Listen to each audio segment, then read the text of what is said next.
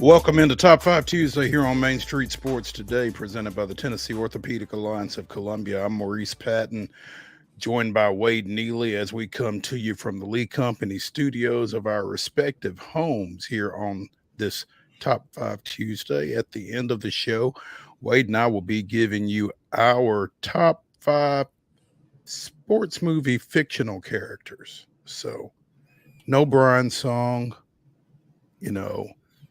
anything that's factually based won't be included, so we figured we might want to throw that in. But top 5 sports movie fictional characters will be on display here at the end of the show. Before that, we'll be visiting with Chip Walters in the second hour, as we do most every Tuesday, getting the lowdown on what's going on campus in Murfreesboro with the Middle Tennessee State Blue Raiders. And in the next segment, and Wade, I've said it a million times, timing is everything. We are set to visit with NUBYJAS WILBORN of AllTitans.com in the next segment. And the Titans made a little bit of a splash today. We don't want to give it away if you don't know, but I feel like if you're watching this show, you probably know, but still, pretty big move.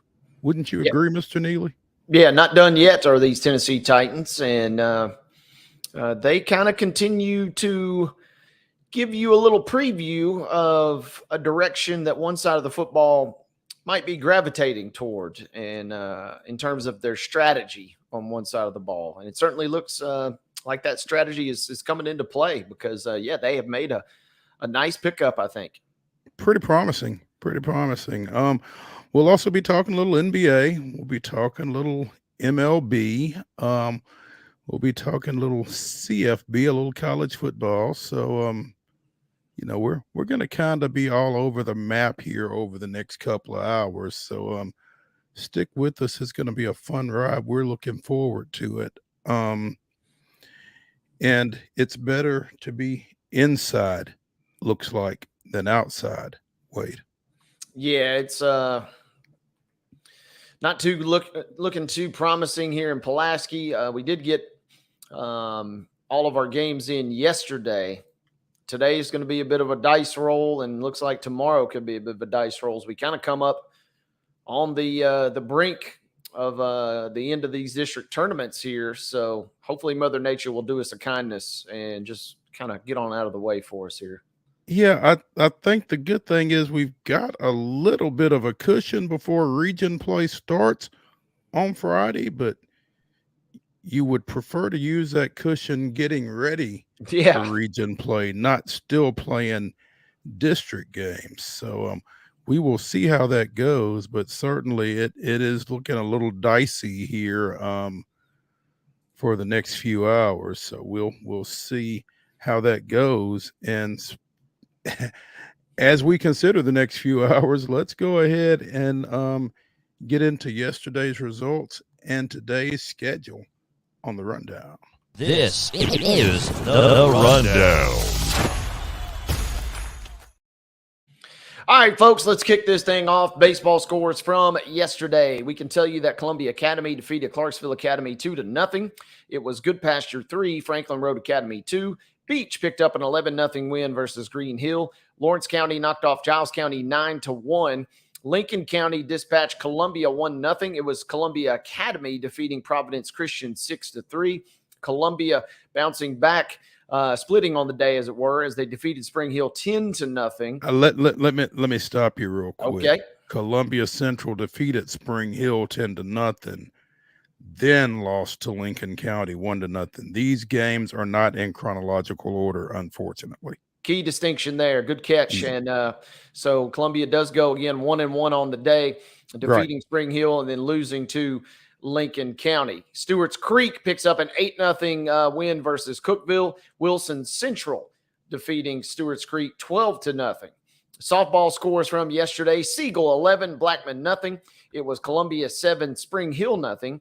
Cornersville was a 15-0 winner versus Culleoka. DCA knocking off Friendship Christian 13-3. Eagleville picks up an 11-0 win, or 11 nil versus Fayetteville. Also 11-0 versus Green Hill and Hendersonville. Green Hill defeating Hendersonville there. 27-0 was the score as West Creek gets throttled by Henry County yesterday. Henry County has put up some impressive run contest this season, and they delivered again yesterday. 27 runs in the shutout versus West Creek. Hollow Rock Brewston 10, Houston County nothing. It was Lebanon 16, Laverne nothing. Loretto defeats Lewis County 10-0. Marshall County, somewhat of a stunner, defeats Lawrence County 4-3. Good Pasture 8-3 over Nashville Christian. Riverdale defeats Rockvale 3-2. Stewart's Creek picked up a 9-3 win versus Wilson Central, and Summertown defeats Mount Pleasant by a score of 8-1. On the pitch, Antioch with a 6-1 win over McGavock. It was Blackman 5, Riverdale 1. Loretto downs Culleoka 7-2. Mount Juliet 2, Gallatin 1. Hillsborough with a 3-0 victory over Lawson. Hunters Lane edges Cane Ridge 3-2. It was Murfreesboro Central 4, Giles County 3. That was in penalty kicks, Wade? Yep, penalty kick shootouts. Match began at 7 p.m., and the last penalty kick was in the net at 10:43 as Murfreesboro Central, Magnet, and Giles County played one of the craziest soccer matches you'll ever see. Wow. Richland blanks Wayne County 2-0. It was Wilson Central 4, Smyrna 2. Lebanon with a 2-1 win over Stewart's Creek, and Stone Memorial blanks Watertown 7-0. High school baseball action today. The only game that we are aware of is a 4:30 start over at Nolensville as the Knights take on the Spartans in the District 10 4A championship game. Summit would need to win twice. Second game will follow if necessary. In softball, Riverdale is at Blackman at 5. Also at 5, Lebanon plays Stewart's Creek. Eagleville is at Huntland. At 6 o'clock, Columbia Central hosts Warren County. We've got coverage, by the way, of that Columbia Central Spring Hill game from last night at mainstreetmurray.com. At 7 o'clock, we've got Siegel and Oakland playing. Also, we've got Cookville at Smyrna. And time unlisted, Franklin County is at Lawrence County. Boys soccer action for tonight, 5 p.m. kickoff as Hunters Lane is going to take on Overton. It will be Mount Juliet at Hendersonville. That match beginning at 6 p.m. At 7 o'clock tonight, Wilson Central is at Cookville. Also at 7, these games include Antioch versus Hillsborough, Lebanon versus Laverne. Siegel is at Oakland tonight at 7. And at 8 p.m., it'll be Green Hill who is taking on Beach. Major League Baseball action tonight. The Astros are at the Yankees this evening. 6:05, the game can be seen on TBS. The Red Sox and Braves will get underway just a couple of moments after at 6:20. That game can be seen on Bally Sports South. And a game that was played, is this a final? This is from earlier today? This is a final. This is from earlier today. Breakfast with the Sounds. Love it, folks. The Sounds knocked off the Durham Bulls 9-8. That game beginning early this morning. And the Sounds got a nice win. 1-run victory for Nashville again, 9-8 over Durham. And that, ladies and gentlemen, caps today's rundown.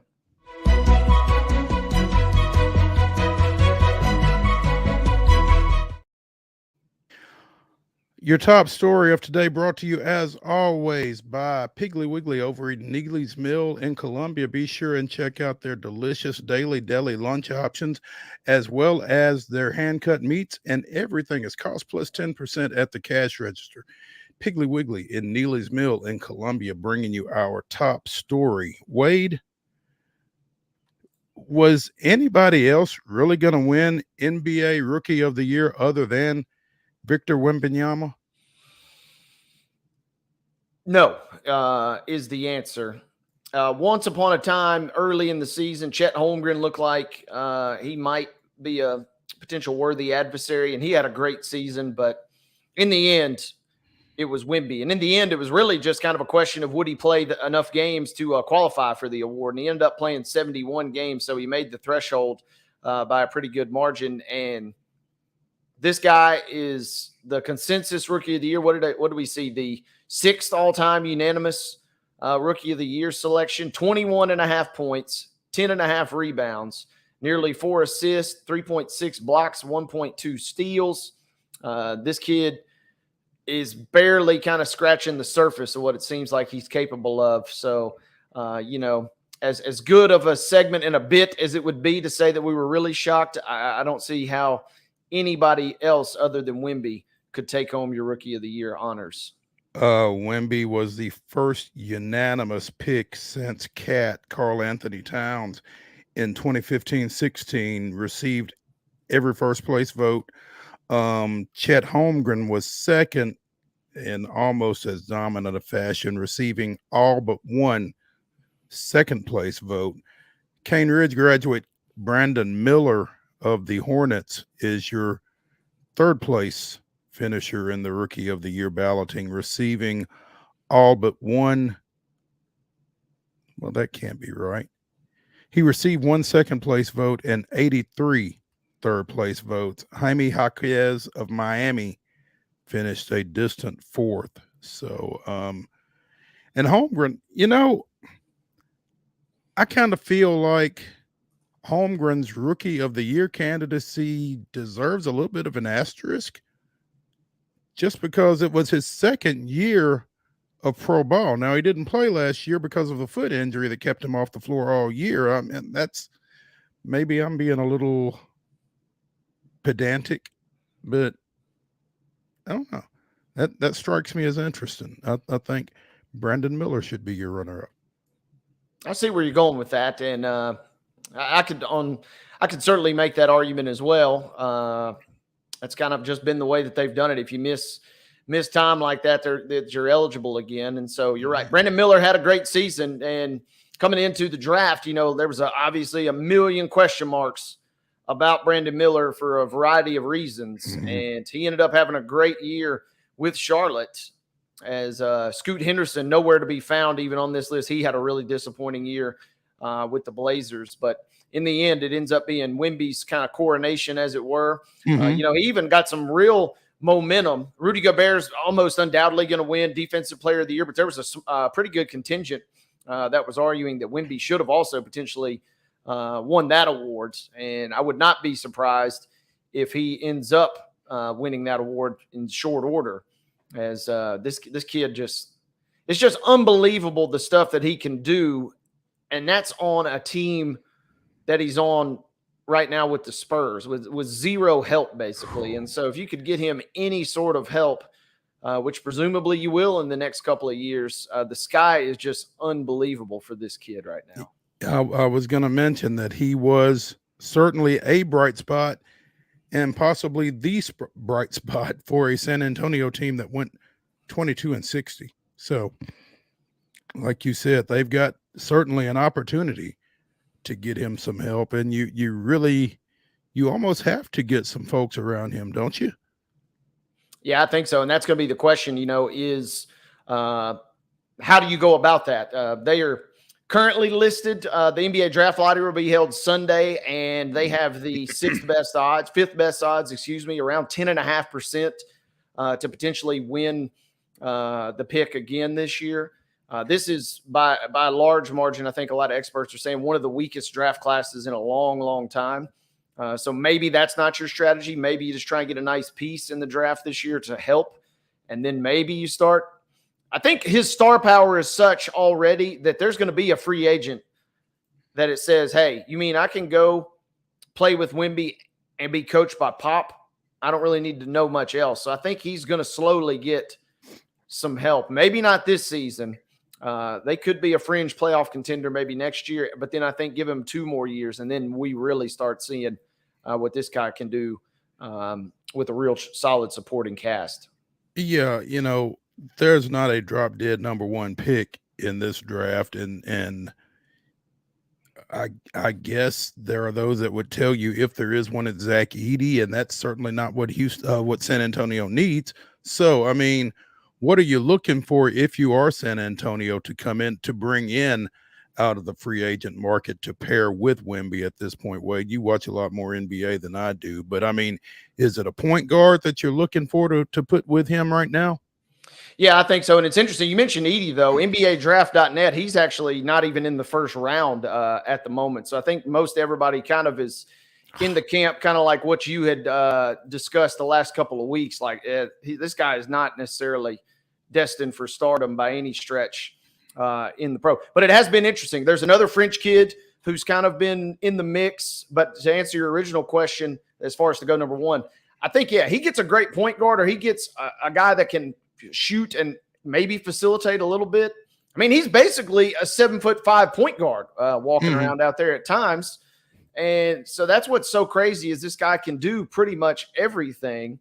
But I think if you could get him in situations, really run some nice pick and roll stuff or some pick and pop for him, you get him some solid guard play and maybe add a little extra defensive stopper in the backcourt for a guy like him, and they should be in pretty good shape. Dalton Connect is right there in the top 5 for a lot of folks on their kind of mock drafts. Reed Shepherd is a guy from Kentucky that could be in the mix, but that's one strategy, right? The other strategy is kind of what we're touching on here is I think there's going to be a maybe not a flat-out superstar. You know, I don't think LeBron is necessarily just going to bolt for San Antonio, but there's going to be somebody in the next year, if not this year, for sure next year, that links up with this guy. And we talked about the super team kind of being dead, but this guy is just such a unique matchup and a unique kind of phenomenon. I mean, he's the unicorn for a reason, and this is going to be fun to watch his career kind of blossom. And by and large, I'm knocking on the biggest piece of wood I can find. He stayed healthy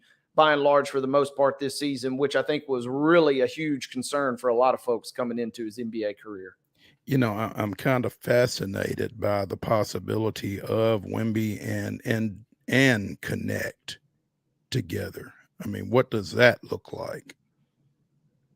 That'd be a lot of fun to watch for sure, because talk about guys that can stretch teams out. Connect can do it with the best from downtown, but he can also give you a little size when you need it.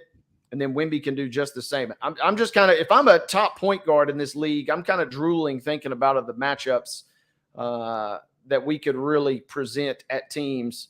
If I can slash or kick out to him, I mean, this guy can shoot three at a very high level, kind of like Holmgren. And Holmgren is going to be fun to watch in this next round of the postseason here as they kind of continue to roll along, as those two guys are just extremely diverse. You shouldn't be allowed to be that good and be that tall at the same time. That's all I'm saying. I just kind of, you know, as many comparisons as there have been, you know, there was talk at one time about Durant going to San Antonio. Was that maybe the comparisons between Durant and Connect are kind of hitting me some kind of way? I don't know, but that just looks really interesting to me with Pop and with those two very versatile guys in the front court. So yeah, I think the sky's the limit. And again, we kind of got through one season of him staying pretty healthy, and if we can continue this, look out, folks. I mean, he shot close to 33% from downtown. And I ran through his numbers earlier. I mean, he's a walking double-double. He's going to get a quad double, it seems like. He got close at least 2 or 3 times this season. I feel like a quad double is definitely in play next year as he goes into his second full season. You know, and as he came into the league and as Chet Holmgren came into the league, concerns about both of them were around their size or lack thereof. I mean, do you see him bulking up? Do you see him having to bulk up to really, you know, address that strength and health issue that you kind of alluded to there? I think he probably I wouldn't know if we get into the quote unquote bulk territory with him. I feel like his frame is so unique that is certainly the concern. And he's listed at 210. You know, maybe you toss a couple extra LBs on him, get him up to 215, 220. Not looking at anything drastic. It's not as if he has to gain, you know, 30 or 40 pounds. Right. I mean, you know, I think he's kind of got the rhythm. And the question is, I mean, it feels like the knees and the ankles and the feet are what's really kind of going to be the key areas, as we've seen with big guys over the years. It just seems like as long as he can potentially keep those working, keep those functioning, he's going to be okay. He is so much fun to watch. You know, by comparison, Giannis is 6'11", 243. beefy boy compared to Wemby, no doubt. Yeah. So Victor Wembanyama, your NBA unanimous rookie of the year for the 2023-24 season. Let's go ahead and take a break here on Main Street Sports Today, presented by TOA of Columbia. When we come back, we will be joined by NUBYJAS WILBORN of AllTitans.com, talking about the latest moves out at St. Thomas Sports Park. Stay with us when we come back to the Lee Company studios after this.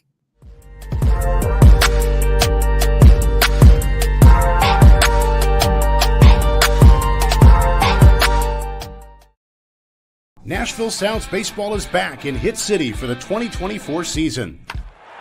Spend your nights and weekends at the ballpark with weekly giveaways, fireworks shows, throwback deals, live music, and more. Top talent will take the field at First Horizon Park against the AAA Minnesota Twins, Baltimore Orioles, Atlanta Braves, St. Louis Cardinals, Cincinnati Reds, and more. Tickets start at just $10 and are available now at NashvilleSounds.com. We will see you in Hit City.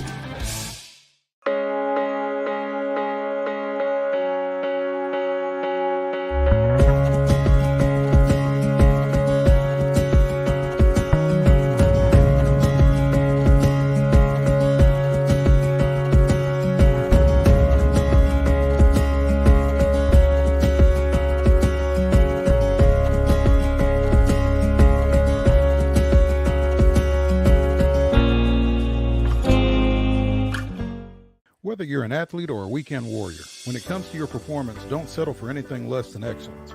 We're proud to announce that Mid-Tennessee Bone and Joint Clinic is now Tennessee Orthopedic Alliance of Columbia, where we are redefining sports medicine and orthopedics. Tennessee Orthopedic Alliance's team of expert sports medicine physicians understands the unique demands of your body. TOA Columbia specializes in personalized orthopedic care, offering state-of-the-art treatments for everything from sports injuries to joint replacements. Learn more at toacolumbia.com. With Lee Company technology, the best handymen are hands-off. Lee Company techs have been using visual findings and other smart technology tools for years to add transparency and virtually take customers along. You see what we see, whether we're in a crawl space or on a roof. With Lee Company, technology helps us help you, no matter what's happening in the world or at your house. Jones & Lang Sporting Goods here in Columbia has been outfitting teams, officials, and anybody else from T-ball to college for 50 plus years. Be sure and check them out at 931-388-8060 or online at jonesandlang.com. Jones & Lang Sporting Goods, the look of a winner. Zion Christian Academy, zioneagles.org or 931-388-5731. You can schedule your appointment. Go tour their campus. It is beautiful over there, and you're definitely going to want to see it. Again, it's zioneagles.org. Give them a call, 931-388-5731, and schedule your tour today. Custom Stone Handler supplies over 600 distributors and suppliers with quality stone products. Along with River Stone, we produce and distribute over 100 building, landscape, and other bulk products. Our goal is to provide quality products, service, and partnerships to ensure our customers' success.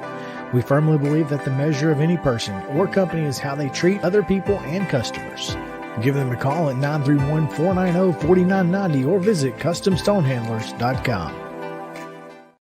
Piggly Wiggly, located in Neely's Mill Shopping Center, is Columbia's locally owned and operated Cost Plus 10 grocery store dedicated to serving the community with low prices and smiling faces. Piggly Wiggly offers fresh, hand-cut meats daily as well as daily hot plate lunches from their deli counter. You're certain to see smiling faces and a helping hand when you're here at Piggly Wiggly. Come by and check out our fresh produce, high-quality meats, and more. Down home, down the street, we'll see you at the Pig.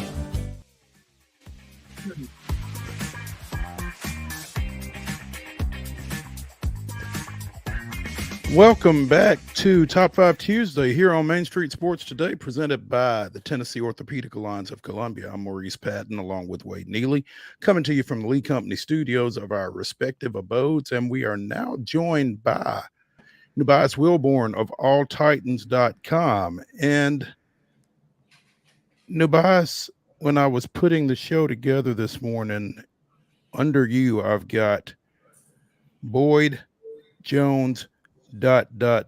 because Tyler Boyd was in here last week visiting with the Titans.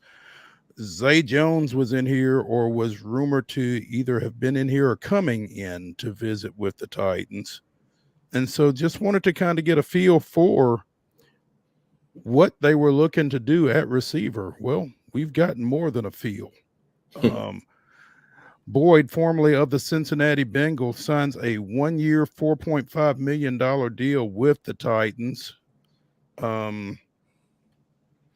After spending his last 8 years in Cincinnati, much of that with new Titans coach Brian Callahan. So fair to say they have upgraded the receiver room? I would say so, at least as of now. And if you look at what Boyd has done, even though last year was his statistically worst year, I mean, it still would be better than pretty much everybody on the Titans last year, except for DeAndre Hopkins. I mean, just by comparison, speaking, he definitely would have been the second leading receiver on the Titans last year. Just that alone. But also, you got to remember, Joe Burrow was hurt. You know what I'm saying? Last year, they had a backup quarterback. Also, he's overshadowed by two pretty good wide receivers up there with DeMar Chase and Mr. Higgins. Okay, Tennessee native, right? So I mean, he's going to be the third guy. He knows it, which also means he's probably going to be the third guy here. But he's used to being that. And again, going back to something I've written consistently, I think is going to be there is no bigger theme to the 2024 NFL season for the Tennessee Titans than finding out if Will Levis can play quarterback or not. That is what I mean. Wins and losses. Look, you want to win every year. Brian Callahan has said several times, "Hey man, look, ain't nobody being patient in the NFL because it does stand for not for long." However, there is nothing more important than the Titans finding out if Will Levis can play. If Will Levis can play, that changes everything that they're trying to do. And as you can see with these kind of moves, they're trying to do everything they can to put a legitimate offense around Will Levis. So we're going to find out a lot about it. One way or the other. And when you say, not a lot of patience and not for long, there's one person in that receiver room that has to be feeling that fact, and that is Treylon Burks. They're not waiting on him. Well, look, I mean, you got to remember, Rand Carthon did not draft him, okay? That was the last regime. Now, he's a first-round pick, but again, he was not drafted by Carthon. We also see what happened with Caleb Farley, the defensive back who didn't get his fifth-year option renewed. He's kind of on one of those tight ropes. But, yeah, I mean, Burks got to show it. Now, oddly enough, the Titans had a practice today, and I was able to talk to a couple people before we came on here, and people are saying Burks is doing well.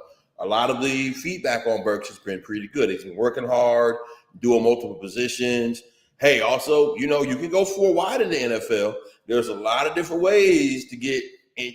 You want as many good receivers as possible. That makes it difficult on defenses because the more you spread out, the more defense has to spread out. That being said, the offensive line has to block well, but specifically for Burks, hey, he got to show it, son, because ain't nobody waiting on you, man. I mean, it's just a reality. Now, I saw him play when he was at Arkansas. I think he is talented enough to be it. I know injuries have held him back, but we'll see what progress he's made. And I will tell you this, time is not waiting for Mr. Burks. You better get it together quickly. I think the optimist in me, NUBYJAS, would sign up for, though, Treylon Burks could be the best wide receiver number 4 in the NFL if potentially they get things together and if the Titans do deploy the 4-wide package. But there's a lot of buzz and a lot of excitement with this, what is perceived to be kind of the shift much more toward the pass. I'm curious, how much run do we really see sprinkled in? Because the Titans still have 2 pretty solid running options now with Pollard joining, obviously, Spears, who had a great rookie campaign last year. Well, also don't forget those guys can catch too. It's a part of right. Go to Pollard. I mean, it'll be interesting to see. I mean, now you do have one of the great offensive line gurus in the world in that building, and Big Coach, aka Bill Callahan. Shout out to Rand for that one, for the Big Coach. You know what I'm saying? I mean, you get that man his respect for what he's done in this league. But all seriousness, there is an opportunity to run the ball. I think, you can run the ball out of these spread offenses. It looks different, but it's kind of one of those things where Remember how in college you had the pro style offense? Well, now the pro style offense is starting to look more like college style offenses. You see what I'm saying? The high school style offenses. Is now you get these guys growing up in these 4 or 5 wide receiver spreads with one running back. You got to figure it out. So it's going to look different. I mean, but I still think going to run the ball. I mean, you still have to run the ball in the National Football League. But as we know, it is definitely becoming more of a quarterback pass league. Oh, for sure. And I guess that's kind of where my question really lies is coming into a game. How much of that is going to be dictated on the pace or the flow of the game? Or do you sense, at least with all these signings and with giving Levis kind of the keys to the car, are the Titans going to be very prone to line up and throw on more obvious in years past running downs? Or are they going to try and still keep it a little balanced more in your mind, maybe? I mean, I think it'll be a mix, but also it'll be a combination of seeing how things go, calling the game as it comes. Because, I mean, you know, if Levis catches on and can do things, but also, hey, don't forget, Levis can move himself too. You know what I'm saying? Like, he can extend plays with his legs. He can go out and get you a couple yards if he needs to run. Now, I would like to see that young man slide a little bit more, you know, for his own health and sanity. I like to see him slide more, but he can do some things moving the ball too. So I would say it'll be interesting. I don't really fully know because it's so difficult to say. We haven't even seen them have rookie minicamp yet. We haven't seen how they're going to look. We don't know, for instance, if J.C. Latham is going to catch on at left tackle. We assume he will, but we don't know that. So there's going to be a lot of factors. But ultimately, and I do think people got to remember this, as much as Brian Callahan is known as a quarterback guru, don't forget he came up old school. Don't forget he came up where you still have to run the ball. You have to establish the run to set up everything else. So don't be surprised if they still run the ball. Also, remember, they ran the ball in Cincinnati too. It wasn't just passing. They ran the ball there as well. So, I mean, if I'm expecting it to look anything like it did in Cincinnati, they're going to run the ball some. They're going to have to. NUBYJAS WILBORN of AllTitans.com joining us here on Main Street Sports today. And we mentioned Traylon Burks maybe being a little bit on notice with this signing today of former Bengals receiver Tyler Boyd to a 1-year, $4.5 million deal. As the receiver room has evolved, NUBYJAS, between this signing, you know, Calvin Ridley prior to the draft of the Tulane kid, you know, is this a situation where Kyle Phillips maybe needs to be a little on notice as well? Oh, absolutely. I mean, hey, look, man, that receiver room is getting filled, man. And don't sleep on that Jackson kid from Tulane. That boy can skate. Which, now here's also interesting. Okay, his 40 time at the draft at the combine was a 4.42. Remember when that used to be fast? Yeah. Like there was a time when a 4.4 was like, oh man, that guy is a burner. Now it's like, man, it's kind of middling, but he's game fast. I went and watched some of his tape. Hey man, that kid can fly. Also, don't be surprised at this new kickoff rule. He's your returner. Okay. And that alone would get him a spot on the team. Mm-hmm. Kyle Phillips can't do that. So Kyle Phillips is going to tighten up, but I think that's good. Competition's good. Because, I mean, there's a reason why Mike Vrabel got fired. Well, yeah. And I mean, there needs to be, you know what I mean? There needs to be a level of discomfort. You know, when people get comfortable, they get complacent. Mm-hmm. So, I mean, there's no reason for the Titans of all franchises to be comfortable. I mean, let's just be real. I mean, you know, like look at the record the last couple of years. Not saying they're worse, they're the terrible franchise, like some people pile on them, but they need to be uncomfortable. Like other than maybe what Jeffrey Simmons, if you look at that roster, coming from who's left, other than what Simmons, Tajay Spears, DeAndre Hopkins, how many guys really should feel secure in their spots? That's a heck of a question. You know what I'm saying? And you know, as you say that, NUBYJAS, and I want to get to Jeffrey Simmons in just a second, but you know, Chris, our absentee co-host Chris Yao put together a sticker in advance of last year's draft, Rand Carthon's first, hashtag Rand has a plan. Now, we didn't necessarily see that last year, but as he has worked prior to the draft, in the draft, and after the draft this year, it seems as if he does. Now, you've addressed receiver. You would think you've addressed it to the extent that you're going to prior to camp. As you mentioned, you got to find out if Will Levis can play. They're doing everything to do that. Is offensive line still an objective, or are they feeling pretty comfortable with where they are from a roster standpoint in terms of offensive line right now? They feel better than they did. I mean, a lot better than they did considering what last year was. Now, how good they are really, we don't know. A lot of it's really going to be contingent upon J.C. Latham. Can J.C. Latham adjust to left tackle? But then in that case, you may still go get a right tackle, right? If J.C. Latham can't do it, then you need another left tackle. So don't be surprised if you see at least one more offensive lineman signed. But Lloyd Cushenberry at center, I think, is solid. I think Skronsky's solid. I think Latham's solid. Daniel Brunskill has a chance to be solid. And then some of those other guys, like the Jalen Duncan, some of those other guys got to really tighten up. Is NPF, Nicholas Petit-Frere, can he elevate a little bit? So I think part of this is going to be the Titans really believe in Bill Callahan as offensive line coach, that he can get guys better. And go look at what he did with the Browns. Go look at what they were before he got there and what they got to after he departed. And like I said, the Browns did not want to let Callahan go. Okay. Mm-hmm. They did it because it's a very unique situation. Otherwise, he would have been in Cleveland still.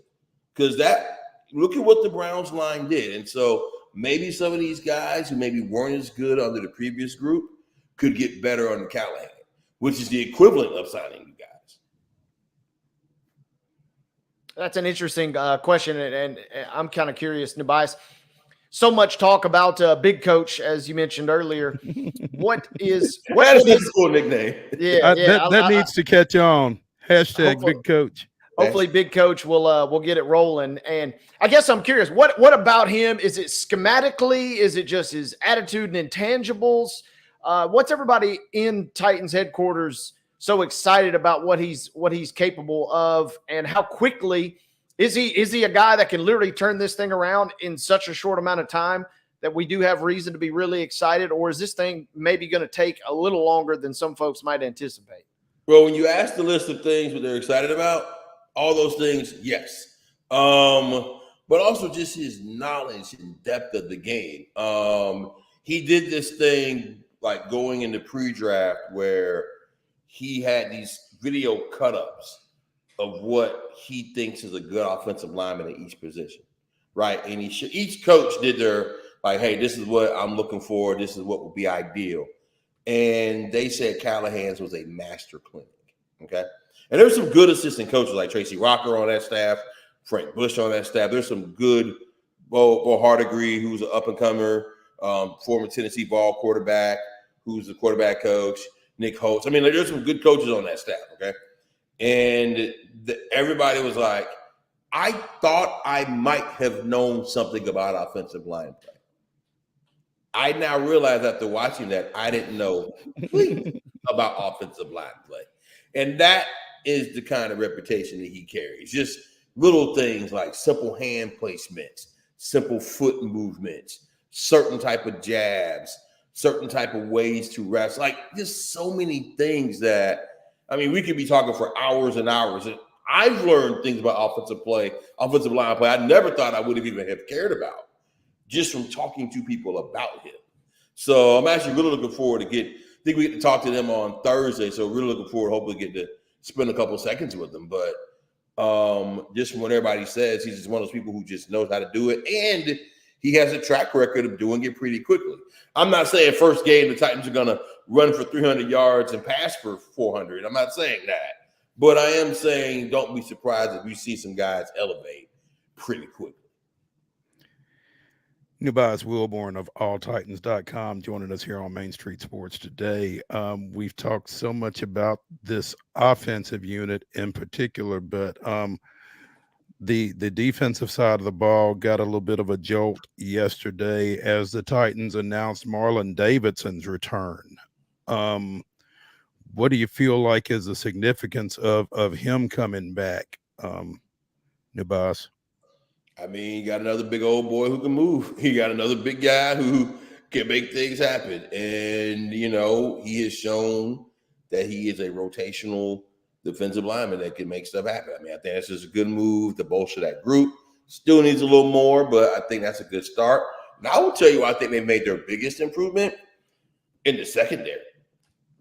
Look at those. I mean, now, again, L'Jarius Sneed had the knee issue, so that's a bit of a concern. Owuzie, we'll see how that goes. But if you look at Owuzie, Sneed, Roger McCreary, that looks pretty good on paper. Now, you might want to see a little bit better at safety. And there's still safeties out there. There's actually quite a few safeties out there. So don't be surprised because, again, I mean, they only signed, I say only $4.5 million, which, again, relatively. Well, maybe for the rich pockets of Mo, you know, $4.5 million ain't no money. Yeah, but, whatever. you know, but for the rest of us, where, you know, that's a lot of money. But relatively speaking, I say that to say the Titans still have money in the kitty for free agency. And there is a possibility that they could go out and get another safety, maybe even also another linebacker to add to the depth. NUBYJAS, I got to ask you if there was any question about how happy DeAndre Hopkins is in Nashville. Did we not see that on full display? He was suited and booted coming out with Morgan Wallen for the opening night at Nissan, and my man was looking fresh to death as he strolled out there. Yeah, and apparently no chairs were thrown from any balcony. So it was a chair-free event this weekend, luckily. We kept that off Broadway, which is a good thing. But no, I mean, if nothing else, Hopkins really does like Nashville. I know people who have seen him out and about, you know, kicking it, and he's very polite, very approachable, which I think a lot of guys get here and they're like, oh, well, there's a little bit more going on than I thought. And it's pleasantly surprising to them, especially if you can afford to live here, which clearly he can. So he enjoys $5 million. Yeah. Yeah. NUBYJAS rookies are coming in this week. As you mentioned, there will be some coach availability, but is there anybody other than J.C. Latham that you are wanting to get eyes on in particular? Devondre Sweat. I mean, I think that pick, because it's so controversial, a lot of people think it's a reach. I'm going to be honest with you. I don't. I think he would have been a guy who would have won in the second round. Yes, he had the issue with the driving under the influence, which is a very serious thing. I also believe, from what I've been told, that he is very contrite about that, and I think he will. And from what I've been told, the Titans will make sure that that type of thing does not happen again. Okay, they will have protocols in place also to help him maintain his weight, which I will never forget. He said to me at the combine, he was like, "Hey, I'm one of those guys who I can't take a week off of working out. I can't be off my feet for a week because bad things happen. Bad things for me means gaining 20, 30 pounds." And I said, "Hey, young man, I feel you." I was like, I am empathetic to you, sir. I understand what that life is like. And I was like, hey, man, be glad you're only in your 20s. It don't get no better as you get older. But doesn't get any easier, huh? It doesn't get any easier. I'll tell you that. Trust me. Look at me. I can tell you, it don't get no easier. But what I will say about him, if he is locked in and if he is healthy, I think he'll be a steal in the draft, to be honest. Now, if he's not, that's going to weigh on Rand because Rand took a risk on him. You know what I'm saying? Because remember, he got that DUI situation the day before he was supposed to meet with the Titans. There were teams that would have told him to stay home. You know what I'm saying? Because, I mean, they're like, hey, man, like, how much respect you have for us if you get something like that happen to you the day before you meet with us? They'd have told him to stay home. That's a good point. But the Titans went through the process and also went down to Houston and hung out with him and his family and his agent and the whole crew. And, you know, I'm going to say this. Unlike some people in this town, I'm going to give Rand the benefit of the doubt and say that I think that he has made a smart choice. Now, we'll see if he's right. But to me, Sweat, I think, is that guy. Other than him, I'm interested in Cedric Gray because he's a tackle machine. I'm also interested. I'm really, honestly, this is a very intriguing class. If you really think about it, if you look at the guys they signed, I wouldn't be surprised if Brownlee gets to play some. The corner, I mentioned the corners. I wouldn't be surprised if he gets to play some. I wouldn't be surprised if Jackson finds his way on the field. I wouldn't be surprised to see if Gray finds his way on the field. Oh, and then that Michigan linebacker they drafted with the last pick. I wouldn't be surprised if somehow he finds his way in the fray. So they made some interesting moves with the draft. So I'm really curious about how these guys go. And then you got a bunch of undrafted free agents. Can they find a running back out of that group? Going to be interesting to keep an eye on this weekend, and NUBYJAS WILBORN will be doing so at alltitans.com. NUBYJAS, appreciate you taking some time with us here on Main Street Sports today, and look forward to catching up with you again here real soon. Gentlemen, thank y'all for having me as always. Thank you, NUBYJAS. Absolutely. Hey, when we come back here on Main Street Sports today, presented by the Tennessee Orthopedic Alliance of Columbia, going to talk a little Major League Baseball, and we'll do that after the break. Stay with us.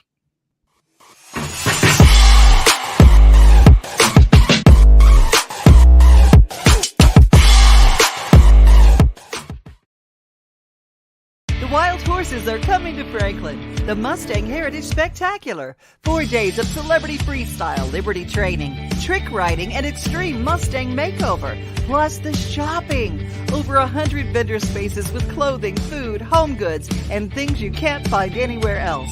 All that and celebrity signings at a music stage too. June 20th through 23rd at Williamson County Ag Expo Park. Don't miss a moment with a weekend pass. MustangHeritageFoundation.org for tickets.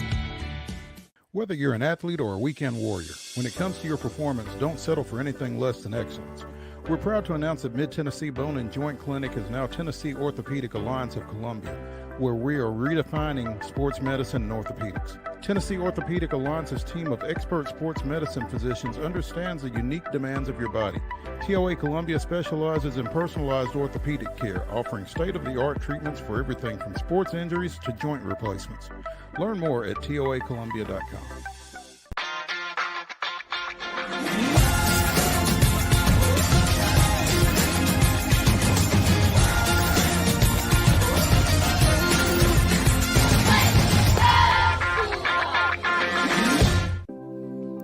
Custom Stone Handler supplies over 600 distributors and suppliers with quality stone products. Along with River Stone, we produce and distribute over 100 building, landscape, and other bulk products. Our goal is to provide quality products, service, and partnerships to ensure our customers' success. We firmly believe that the measure of any person or company is how they treat other people and customers. Give them a call at 931-490-4990 or visit CustomStonehandlers.com. Nashville Sounds Baseball is back in Hit City for the 2024 season. Spend your nights and weekends at the ballpark with weekly giveaways, fireworks shows, throwback deals, live music, and more. Top talent will take the field at First Horizon Park against the AAA Minnesota Twins, Baltimore Orioles, Atlanta Braves, St. Louis Cardinals, Cincinnati Reds, and more. Tickets start at just $10 and are available now at NashvilleSounds.com. We will see you in Hit City. With Lee Company technology, the best handymen are hands-off. Lee Company techs have been using visual findings and other smart technology tools for years to add transparency and virtually take customers along. You see what we see, whether we're in a crawl space or on a roof. With Lee Company, technology helps us help you, no matter what's happening in the world or at your house. We thrive under the lights. A city of performers. Putting on one heck of a show. Headlining night after night. Welcome to Smashville.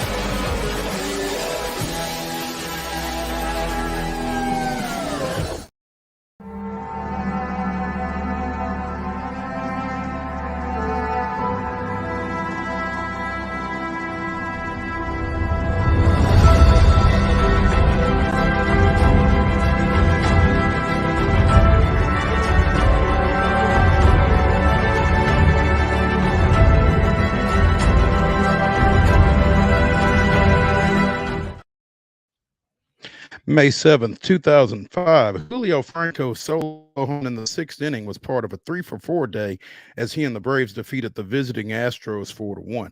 At 46 years, 257 days of age, Franco became the second oldest player to homer in a major league game. The record at the time was held by Philadelphia Athletics pitcher Jack Quinn, who was 4 days short of his 47th birthday when he did so. Nearly 2 years later, on May 4th, 2007, Franco became the oldest to go yard at 48 years, 254 days, when he did so off Arizona 43-year-old left-hander Randy Johnson in the Mets' 5-3 win over the Diamondbacks. That was this day in Braves history. The ageless Julio Franco showing up on TDIBH. You said it best, man. That dude ages like fine wine.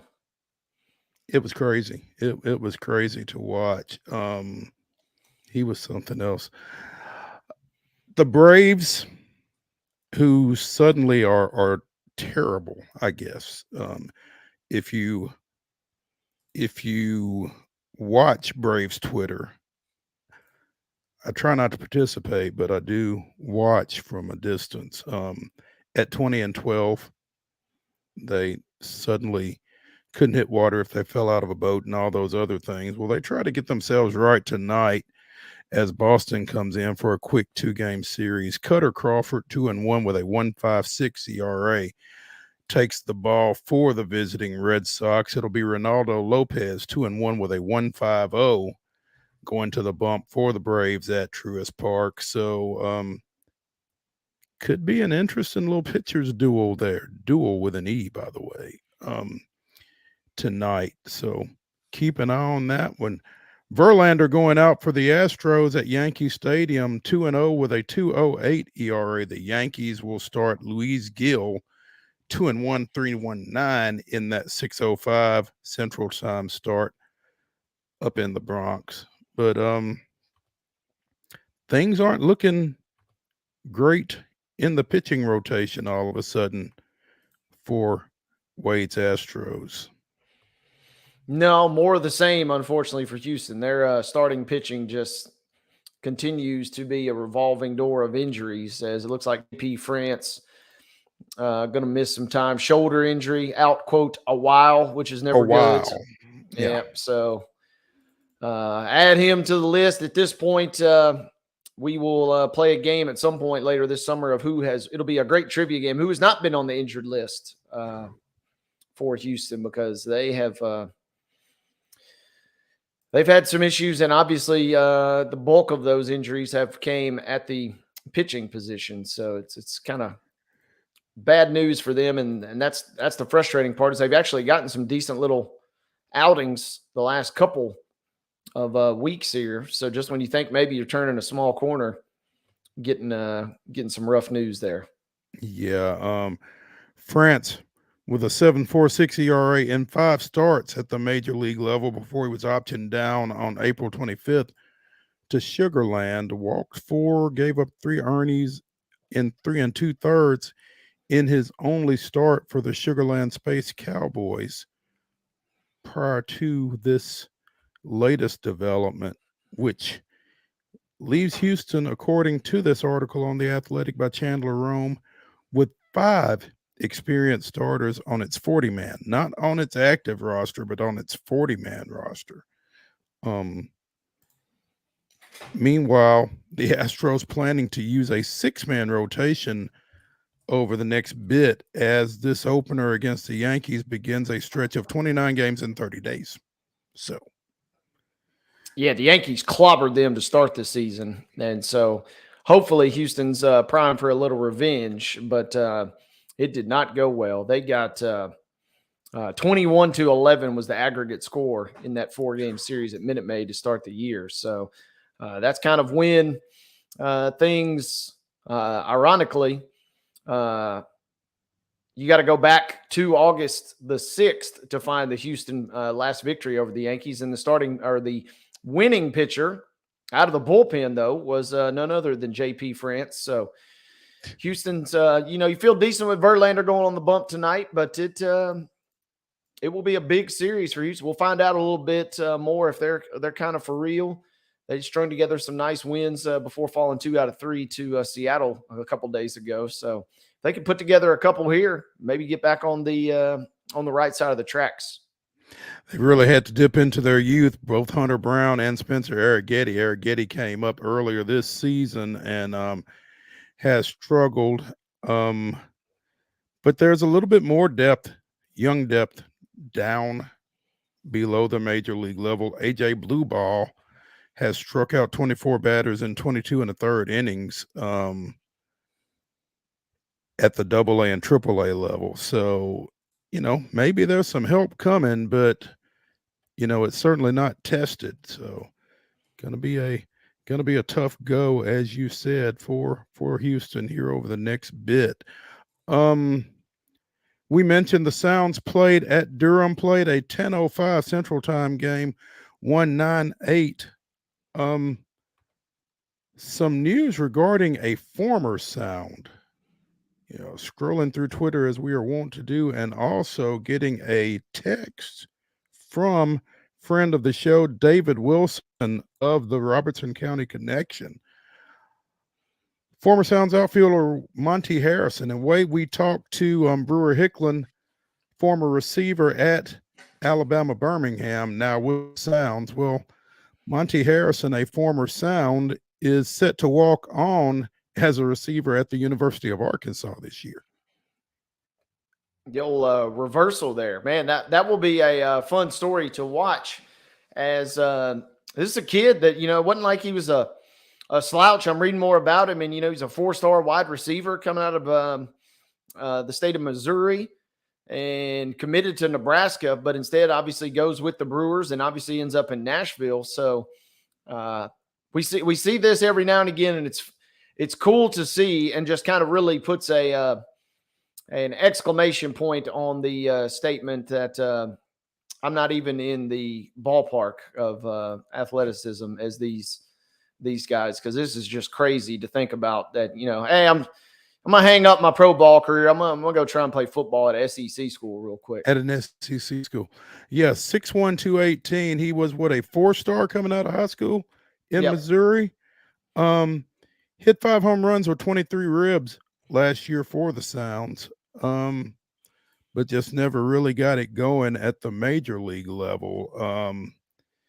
176 with a pair of home runs in parts of 3 seasons at the major league level, with the Marlins and with the Los Angeles Angels. So never did get up with the Brewers. Started in the Brewers organization, came back to the Brewers last summer, and is now going to pursue football in Arkansas. So that'll be growing up the Michigan fan. This is obviously reminds me of Drew Henson. So it would be cool to see if he can pull off and maybe make a go of this. Arkansas has been prone to produce, as we just talked about with Traylon Burks. They've been prone to produce some talented wideouts over the years. So maybe he can make a little run at it and pull off the double dip there. It would be kind of fun to keep tabs on as we head into SEC season. Obviously, no shortage of SEC topics, but add this to the bucket list.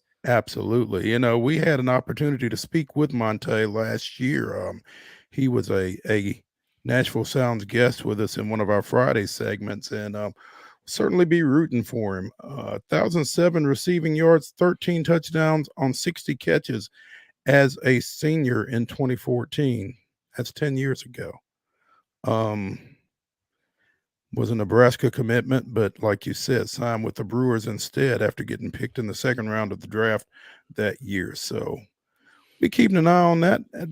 I'm sure Sam Pittman. You know what this means, though, is all the guys on the team that are under 21, guess what? They got their guy now. He's signing up, and he's a walk-on. Yeah. He's the kids that are upperclassmen but aren't 21 yet. Yep, they've got their guy locked in now for all purchases going forward. There you go. You want to make some friends, Monte? Here, go take care of this. Anyway, That wraps up hour number 1 of Top 5 Tuesday here on Main Street Sports Today, presented by the Tennessee Orthopedic Alliance of Columbia. When we return to the Lee Company studios, we will be joined by the Blue Raider voice, Chip Walters. Stay with us after the break.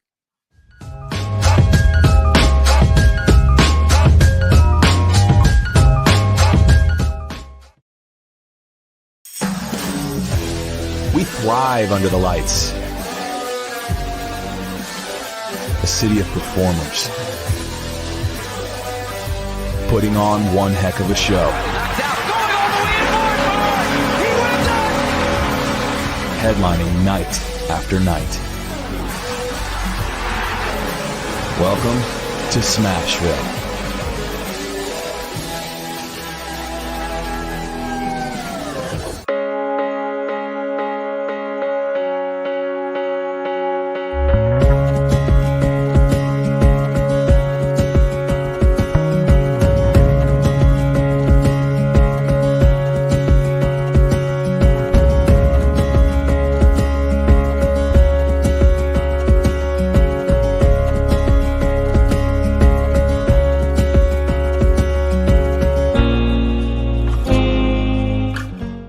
Whether you're an athlete or a weekend warrior, when it comes to your performance, don't settle for anything less than excellence.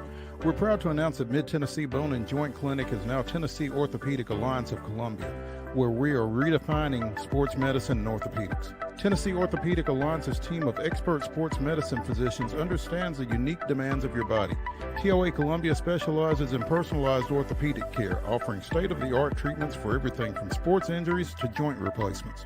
Learn more at toacolumbia.com. With Lee Company technology, the best handymen are hands-off. Lee Company techs have been using visual findings and other smart technology tools for years to add transparency and virtually take customers along. You see what we see, whether we're in a crawl space or on a roof. With Lee Company, technology helps us help you, no matter what's happening in the world or at your house. Jones & Lang Sporting Goods here in Columbia has been outfitting teams, officials, and anybody else from T-ball to college for 50 plus years. Be sure and check them out at 931-388-8060 or online at jonesandlang.com. Jones & Lang Sporting Goods, the look of a winner. Zion Christian Academy, zioneagles.org or 931-388-5731. You can schedule your appointment. Go tour their campus. It is beautiful over there, and you're definitely going to want to see it. Again, it's zioneagles.org. Give them a call, 931-388-5731, and schedule your tour today. Piggly Wiggly, located in Neely's Mill Shopping Center, is Columbia's locally owned and operated Cost Plus 10 grocery store dedicated to serving the community with low prices and smiling faces. Piggly Wiggly offers fresh, hand-cut meats daily, as well as daily hot plate lunches from their deli counter.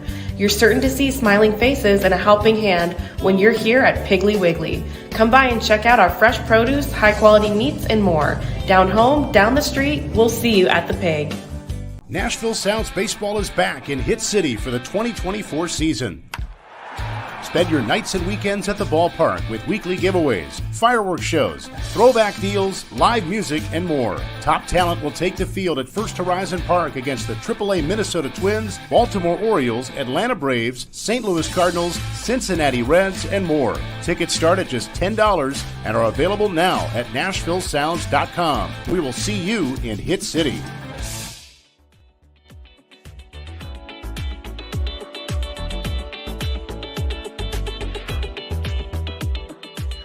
Top 5 Tuesday continues here on Main Street Sports Today, presented by TOA of Columbia. In our final segment, Wade and I will give you our top 5 sports movie fictional characters. So stay tuned for that. Right now, we are joined by the Blue Raider voice at Choose Chip on X or on Twitter. Whatever. What exactly? Yeah. Chip, Chip getting us up to date on all things MTSU. You kind of diverted me though with the top 5 fictional movie characters, and for whatever reason, the first handful that flooded into my brain were all from baseball movies. There's been a lot of them. Yeah, A lot of good ones.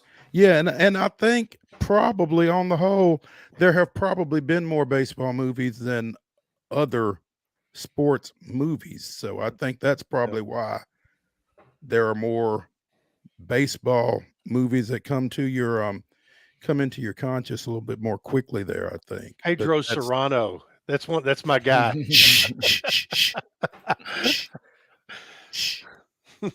Big Don't give it Jaboo guy. away. Don't give it Okay. away. Um Hats for bats. Keep bats warm.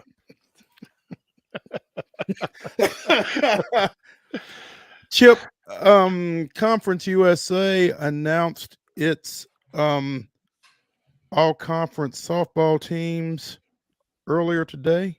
They I did, believe. and a couple of Blue Raiders made the squad. Ansley Blevins, who is the Blue Raider catcher, Mhm. and Shelby Eccles, an infielder, just two outstanding young ladies.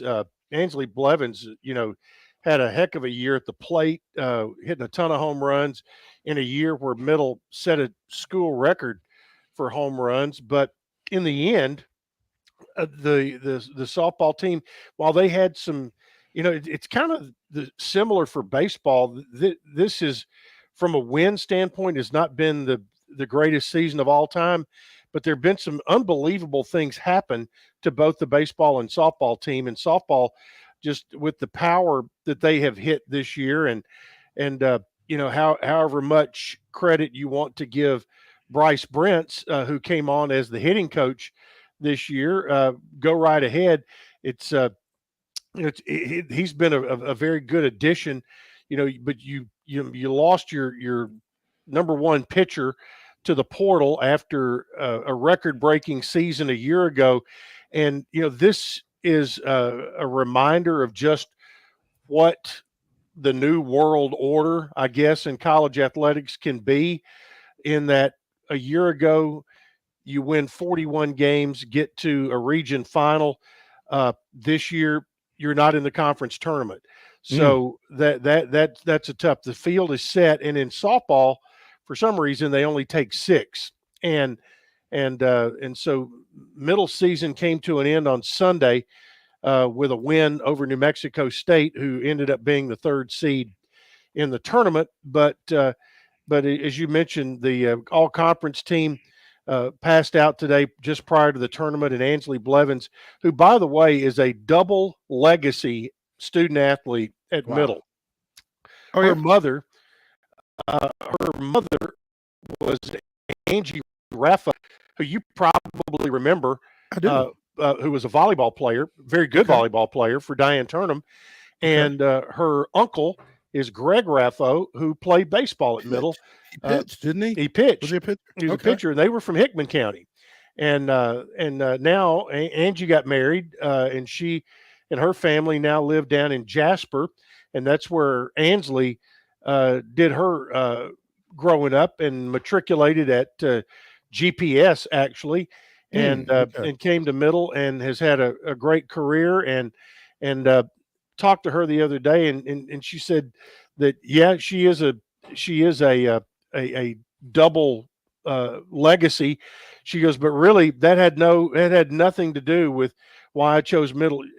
And Ansley is an independent enough person to where I believe her 100% that it came down to what was going to be the best fit for her. And she came to campus, and obviously the educational piece fit, and what was there with Coach Breeden and what they were doing with facilities. All of that worked in what she felt was the right fit for her, and she's been a great fit for Middle for sure. Sophomore this year, hit 14 home runs on the year, the second most in MTSU program history. Hit 10 home runs in Conference USA play, which was a league high. And she's putting together quite the resume. This first team all conference goes with all conference freshman team, honors last year, all tournament team for the Conference USA tournament last year, and NCAA all regional team down at Tuscaloosa. So again, already highly decorated Ansley Blevins, and still hopefully 2 seasons to play. That's right. Because the transfer portal is real. So Yep.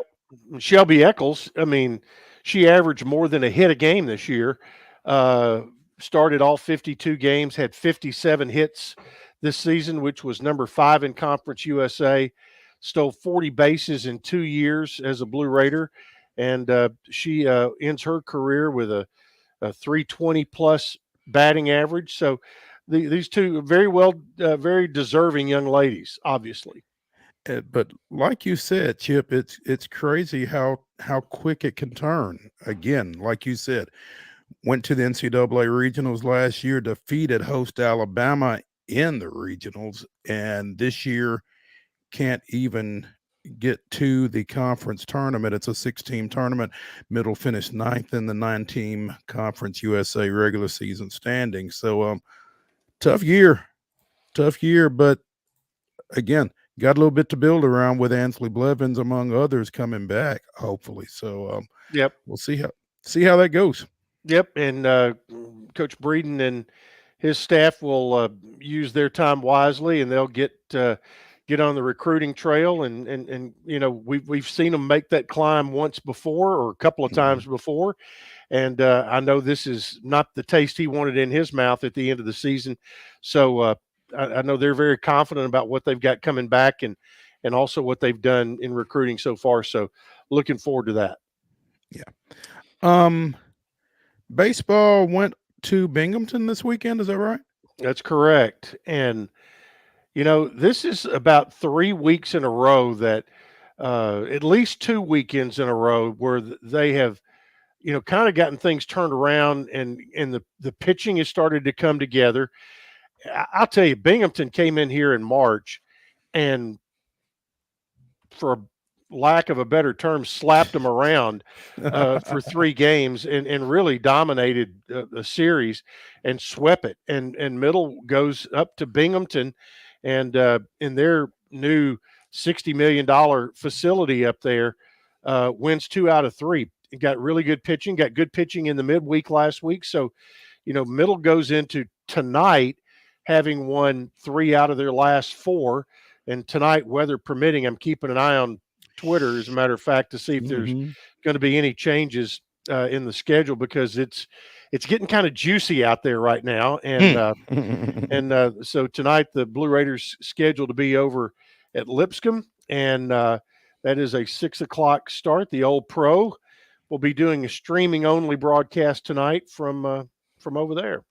Lipscomb coming off of its 9-6 win up at UT. Yeah.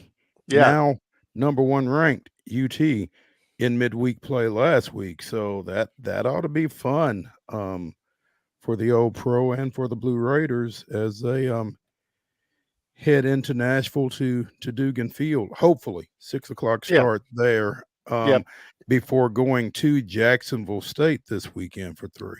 So, and that's going to be a battle. Jack State and Middle right now. Middle has the last spot in the conference tournament, and Jacksonville State is a game back, and so they go to Jack State this weekend with that on the line, and Middle's final series will be at home next weekend against Dallas Baptist. So they, you know, you feel like you can hopefully do a little work at home. You've got things starting to come together, and you need to go down and find a way to steal a couple and win a series on the road at Jack State, a team that's had their struggles this year as well. But, you know, this past weekend, they found a way to beat Dallas Baptist 1 out of 3 in their series. So, you know, we've gotten here with 2 weeks remaining in the season, and still Western Kentucky is leading the conference standings, but just a game ahead of both Dallas Baptist and Louisiana Tech. So it's kind of all bunched up, and even in the final 2 weeks, there could still be a lot of movement in how it all, you know, fleshes out before the tournament down in Ruston. Want to drop back to the Conference USA All-Conference team for just a second, because former Spring Hill standout Kat Carter, speaking of Jack State, was named second team All CUSA. She's putting together a nice little career down there. So congratulations to her. I know it's not the Jackson State segment, Jacksonville State segment, but did want to get that in. Local tie, absolutely. Absolutely, yeah. Chip, what was the emotion coming out of Starkville? I think it was not unlike a year ago where, there was some level of satisfaction because of winning a first-round match against, we're talking men's tennis here, winning a first-round match against Georgia Tech, and doing it in dominating fashion, and then and had a very a very emotional doubles point. If you've not been to a college tennis match and see how competitive it gets on numerous courts at one time to get 1 point in doubles and how fast that action is, I mean, you're missing out on. It's almost like missing out on the final night of a college conference track meet where you have back-to-back finals, or even the TSSAA meet coming up where you have on that final day, you got all those final races just back-to-back-to-back. And it's really, those two sports in particular have their community. The tennis community is very involved. Sometimes the Main Street folks who are, sticking, football and basketball guys or fans, sometimes they miss out on some of that, but it is fantastic. And then, they had some weather in Starkville, and, you had to, I think Mississippi State had a pretty easy time with Alabama State. So they came back in the, for Mississippi State, their friendly confines, and they took advantage of their home court and got the win over Middle to advance on to the round of 16. It's, it's 5 straight years that Middle's been in the NCAA tournament, 3 straight years in the round of 32. So knowing Jimmy Borndame is satisfied and proud as he is, I know he is ready to make that next step. And now he can recruit to 2 of the best facilities around now that he has his outdoor facility open. And, they're always very active in recruiting. And I think you get tennis kids who come in and see this facility and the following that they've built, quite honestly, in Murfreesboro and within the local tennis community, and what a home court advantage they've built. There are going to be a lot of really good players who want to play here. And then you continue to do what you can to schedule the Power Fives that they have been able to do, have success, get yourself up in the ITA rankings, and get yourself to that point where you can host an NCAA regional and give yourself that home court advantage, and even better your opportunity of trying to make it on to the round of 16 or even farther. Chip, I'm wondering, and I'm not enough of a tennis fan to know or to have looked. Did all 16 of your region hosts advance? I don't know. I'm right there with you, but Jimmy could probably tell me right off the bat, but I don't know. But they have a decided advantage for sure, because basically it's the top 16 seeds host a 4-team event, and Mississippi State was either number 15 or 16 going into the weekend. So 16th. Yeah. So that was one, that there was, you could look at that and say, okay, that may be gettable. And, but it just didn't happen this time. Yeah, we were robbed, unfortunately. The Michigan/MTSU national semifinal that I was desperately hoping for. Michigan gets beat by Columbia, and MTSU bows out to Mississippi State. So I was robbed of that. I couldn't lose if that were to happen. But it was not my Columbia Lions who beat Michigan, though. No, not those. They were Columbia Lions, That's just right. not your Columbia Lions. Not yours. Yeah, they were the powder blue Columbia Lions, not the purple, not the purple and white.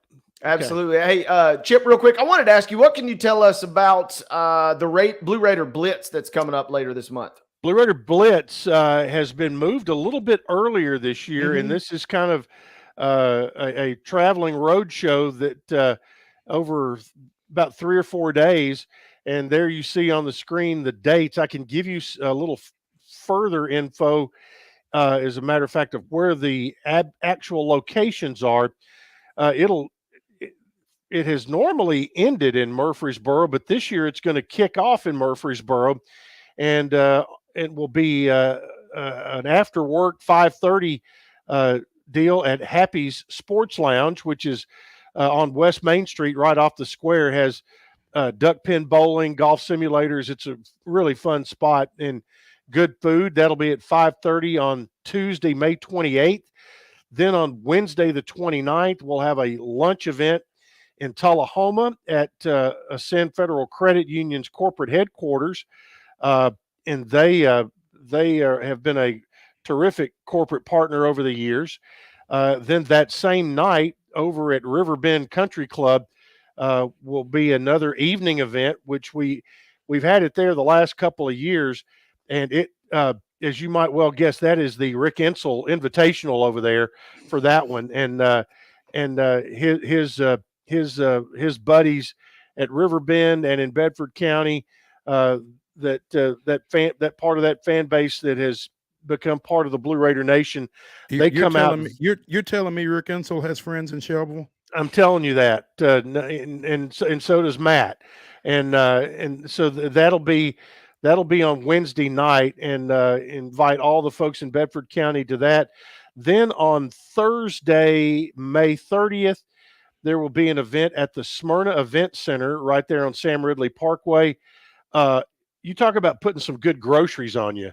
That spot right there can do it. And if you want to get yourself on GoBlueRaiders.com, you can register to come and be part of the meal that is with those. And then it will wind up on Thursday the 30th, 5:30 at Tailgate Brewery out in West Nashville. And that night there is going to be a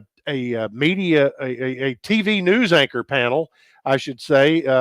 We're going to have Steve Lehman, Chris Harris, Corey Curtis, and Jill Jelnick are all going to be on the dais and talking about their thoughts and issues in college athletics these days, and also about their thoughts on Blue Raiders and whether it's football or in their relationships with coaches and student athletes, that kind of thing. So that's always fun. Last year we did a female panel, a women's sports panel with women's sports reporters.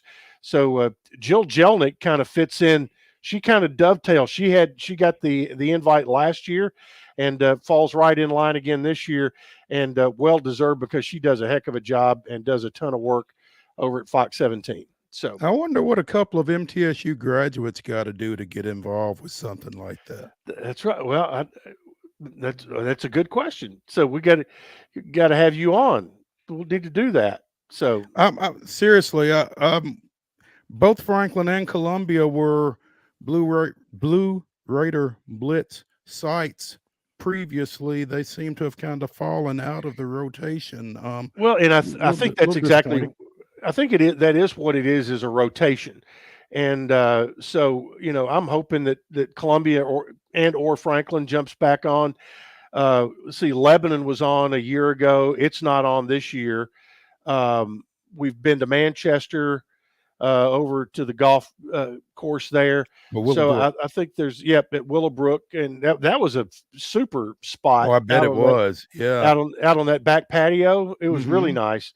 So hopefully we can get back over in the Dimple and get back up into Wilson County and some others, and maybe even over there now that Coach Turnham is going to be heading over to Warren County. We might head over in that direction for there's some Blue Raider representation over there. We get Rob Nunley and Brian Kell involved over there. Let them beat the drum a little bit. Absolutely. Chip Walters, the Blue Raider voice, joining us here on Main Street Sports today, presented by TOA of Columbia.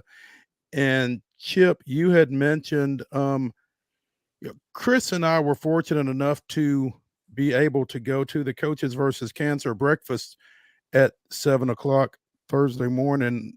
I wasn't feeling so fortunate at the time, but That's right. at Brentwood Baptist Church, and got to hear Steve Lehman kind of mediate, I guess, a discussion with Casey Alexander, Brian Collins, Vanderbilt assistant Xavier Joyner, and one other coach who Nick McDevitt. Nick McDevitt from MTSU. That's right. There we go. Because I saw you there. I tell you, man, I don't do great work at 7 in the morning. But I totally get that. Yeah. But it was a lot of fun. It was well attended. It was for a great cause. They had a golf tournament at the golf club of Tennessee yesterday. Did you get out there for that? I did not. I did not subject those people to my golf game. So I get that. I get that. But the breakfast time notwithstanding, it was a great event. Yeah, and I think one of the highlights is the panel discussion, because you get to hear from coaches about right now. It was kind of interesting because all of those programs are building their rosters, and Casey Alexander had talked about how he had just finished up his. Coach McDevitt was talking about looking for 2 more. Poor Penny Collins had to go find 12 of 13, and obviously the Vanderbilt staff putting a roster together there. But Steve kind of went down the path of and I think it got to when he talked to the coaches, we talked about a lot of different issues, but he got down to the end and said, okay, if you could have one thing on the court, one thing off the court you could change about college basketball, what would it be? And I think Nick McDevitt and Casey Alexander were thinking exactly the same thing. He just happened to call on Nick first, and Nick talked about that he felt very strongly about a need for transparency in the transfer portal / NIL when it comes to, how, player X is he's telling folks, oh, well, they so-and-so offered me this amount of money, and nobody knows what's true. And they're, whether it's coaches telling players telling coaches, players telling other players, whatever it may be. And what was funny is when Nick was talking through that, the other 3 heads were up there bobbing, we need something like the NBA system. If there's an offer sheet, that becomes public, and you can either match it or not. And or the player can choose whichever one it is. And there's some openness about it, to where right now it is all cloak and dagger. And, and on the court, Nick talked about, he likes the idea of being able to call a timeout and get the ball at half court. And also the going to quarters. It would take me just a little bit of getting used to. I've been, calling games now in halves for so long. That would be a pretty easy fix. And the other one, I don't know. I know the NBA has it. The women's game has it now, of being able to call a timeout and get it at half court. And I'm thinking, do you want to be able to, get, real estate you hadn't earned, but I guess you do earn it by giving a token, which is one of your timeouts. But that's pretty interesting. They also touched on how much of what we see in today's game that Coach Bird had a fingerprint on, being on the competition committee. It was some good stuff, even at 7 in the morning. So, it was, and it was, and I enjoyed going up there, and I think you and I and Sam Doughton and some others.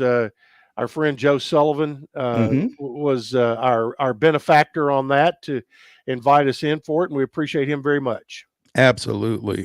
Joe has been quite the addition to the local basketball landscape in the short period of time that he has been in town. The former Boston Globe sports editor, we've obviously really enjoyed our relationship with him, and being able to have him on with us to talk local hoops on a regular basis. Yeah, Again, if you like local college hoops, doesn't matter what level, get on Joe's blog, because he every little piece of news that comes out he puts on there and does a great job with it.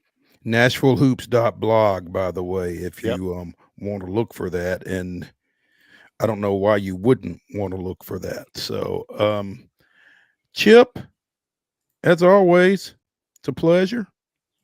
Look Same forward here. to visiting with you next Tuesday, and the Tuesday after that, I would imagine we will both be a little tied up. That's correct. That'll be matter of fact, I'm having a skull session tonight with one Bradley Lambert to talk about Spring Fling HQ that will be happening. Now let me ask you this: when you have a skull session with Bradley Lambert, I do more listening than talking. That's what I wanted to clarify right there. Yeah, that's right.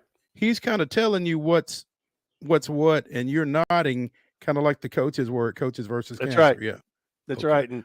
But I think he said he's got a couple of new little wrinkles we're going to throw in this year. So looking forward to finding out about all that. And so, next week we can talk a little bit more about that. I'll have a little more info. So that'll be fun to talk about. And the Spring Fling this year, looking forward to girls softball having a similar format to baseball, to where all the championship games will be at one site over at Middle and in the beautiful stadium there. So that Thursday and Friday of Spring Fling, with all those championship games in softball and baseball, and the state track meet going on right next door, that's going to be fun. Yeah, it is. And it's all kind of right there close. Like you said, that will be an added attraction, I think, for high school spring sports fans. Looking forward to that. Chip, looking forward to you next week. As always, we appreciate it. And we'll catch up. When we come back to Main Street Sports today, we will be, 2 segments away from Top 5 Tuesday, where Wade and I give you our top sports movie fictional characters. But in the next segment, it's the grab bag. Stay with us when we come back to the Lee Company studios after this.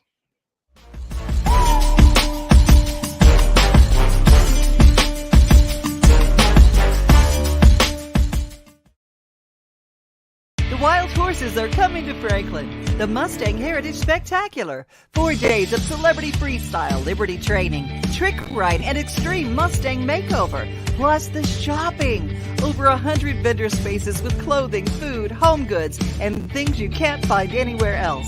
All that and celebrity signings at a music stage too. June 20th through 23rd at Williamson County Ag Expo Park. Don't miss a moment with a weekend pack. MustangHeritageFoundation.org for tickets. With Lee Company technology, the best handymen are hands-off. Lee Company techs have been using visual findings and other smart technology tools for years to add transparency and virtually take customers along. You see what we see, whether we're in a crawl space or on a roof. With Lee Company, technology helps us help you, no matter what's happening in the world or at your house. Piggly Wiggly, located in Neely's Mill Shopping Center, is Columbia's locally owned and operated Cost Plus 10 grocery store dedicated to serving the community with low prices and smiling faces. Piggly Wiggly offers fresh, hand-cut meats daily, as well as daily hot plate lunches from their deli counter. You're certain to see smiling faces and a helping hand when you're here at Piggly Wiggly. Come by and check out our fresh produce, high-quality meats, and more. Down home, down the street, we'll see you at the Pig. Whether you're an athlete or a weekend warrior, it comes to your performance, don't settle for anything less than excellence.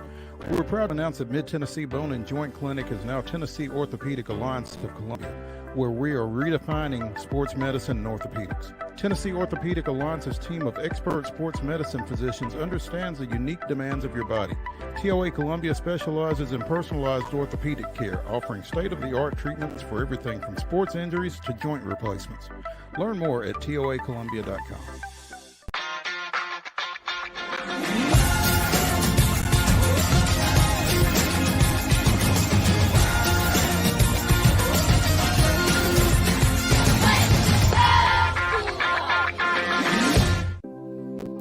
Custom Stone Handler supplies over 600 distributors and suppliers with quality stone products. Along with River Stone, we produce and distribute over 100 building, landscape, and other bulk products. Our goal is to provide quality products, service, and partnerships to ensure our customers' success. We firmly believe that the measure of any person or company is how they treat other people and customers. Give it a call at 931-490-4990 or visit CustomStonehandlers.com. We thrive under the lights. A city of performers. Putting on one heck of a show. Headlining night after night. Welcome to Smashville.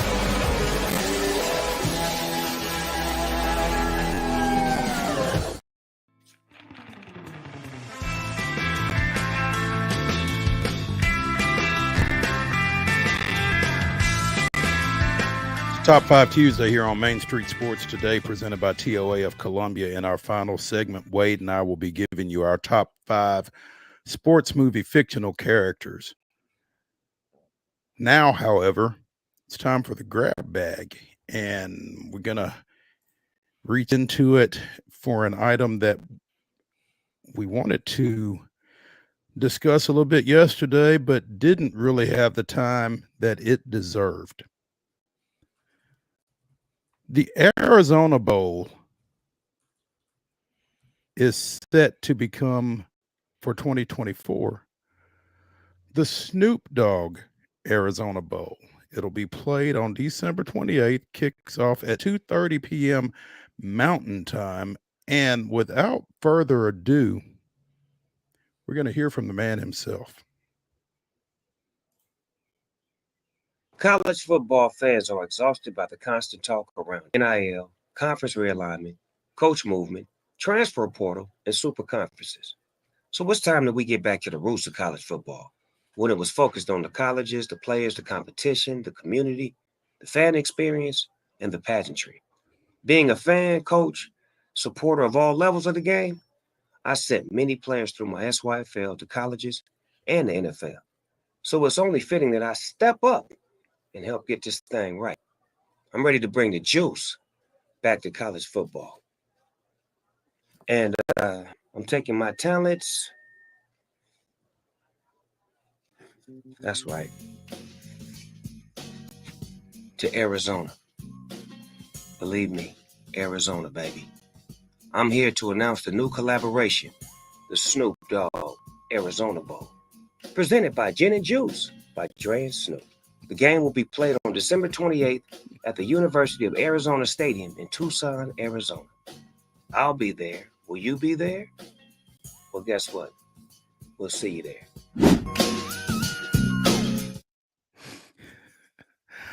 I can't help but laugh. And obviously, recreational marijuana is legal in Arizona.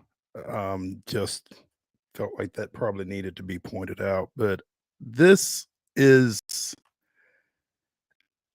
indescribable to me that Snoop Dogg and football bowl game are being used in the same phrase. It's mind-boggling to me, in a good way. And I'm kind of excited about it. I'm sure that there will be some extra eyeballs on this event as a result of his involvement with it. But It's not something that I ever would have expected. No, we've come a long way since Doggy Style. Let's put it that way. And, it just rolls right off the tongue, does it not? The official name is the Snoop Dogg Arizona Bowl, presented by Gin and Juice by Dre and Snoop.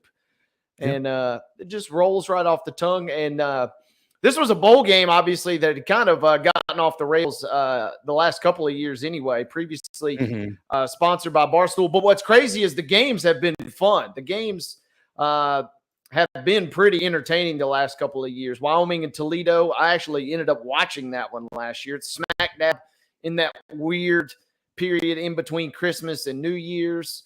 So I've tuned into a couple Arizona Bowls over the last couple of years, and I'm glad to see Snoop kind of strutting his stuff a little bit and getting involved here. This will be a fun undertaking, I think. Absolutely. As I tweeted yesterday, when I heard Snoop Dogg and bowl, football wasn't the first thought that I had, but no, it's pretty intriguing to say the least. And the first bowl game that's ever been sponsored by an alcohol brand now. Yeah, there's that as well. So it's definitely pushing the envelope a little bit, but no shock if Snoop's involved with it. Chris Yao is teed up. I'm not sure if he's going to be joining us or not. I know he sent us some information for the grab bag. I'm not quite ready to get to it just yet. But Wade, Minnesota 106, Denver 80 last night. What was your takeaway there? Oh, man. And I did not get to watch any of this game as I was on the broadcast for Giles County Soccer last night. But holy moly, I did not see Minnesota, especially without Gobert. Especially without Gobert, I did not see them rolling into Denver and just steamrolling the Nuggets like that. The defending champs. Game one, I was willing to chalk it up to. We talked about it. They got down in every game to the Lakers, and it was like kind of playing with their food almost. And I think after game one, I was anticipating coming into game two, okay, we can't play around with these guys.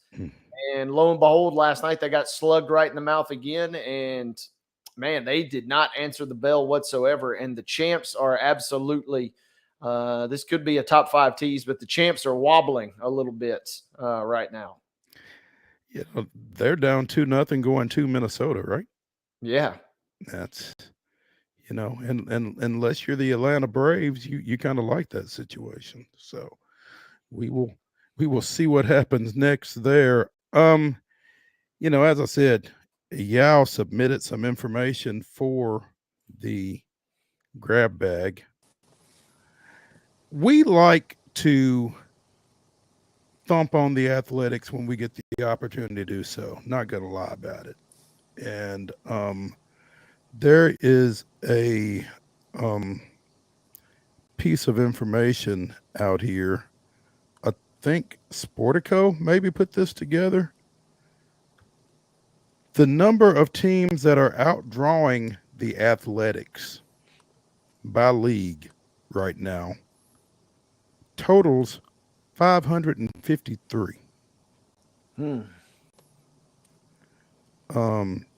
Including every Major League Baseball team.